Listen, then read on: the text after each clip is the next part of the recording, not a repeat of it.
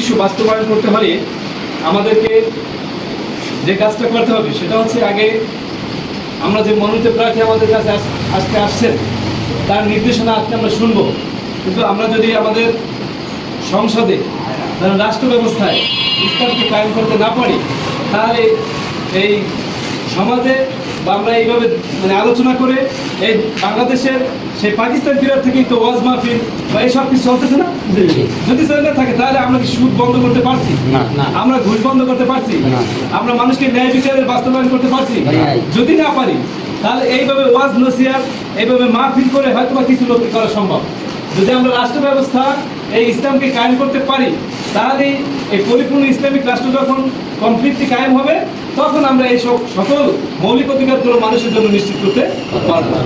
তার ধারাবাহিকতায় বাংলাদেশ জামাত ইসলাম এবার চিন্তা করেছে যে বাংলাদেশে 300 আসনের নির্বাচন হবে।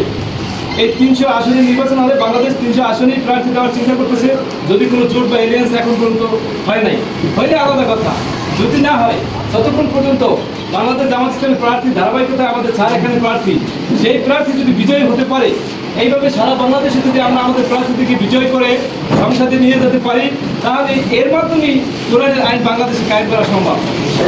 এছাড়া অন্য কোনো পদ্ধতি জানা আছে আমাদের নাই। তাহলে আমরা সশস্ত্র জিহাদ, আমার সাথে অনেক বন্ধু বান্ধব আছে, এরা বলে তোমরা নির্বাচন কেন করছো? নির্বাচন তো একটা অগণতান্ত্রিক পদ্ধতি বা এটা কোনো ইসলামিক শরিয়ায় জায়েজ নাই, তোমরা সশস্ত্র জিহাদ কেন করো? আসলে সশস্ত্র জিহাদ করে এই বাংলাদেশের প্রেক্ষাপটে কি ইসলাম কায়েম করা সম্ভব?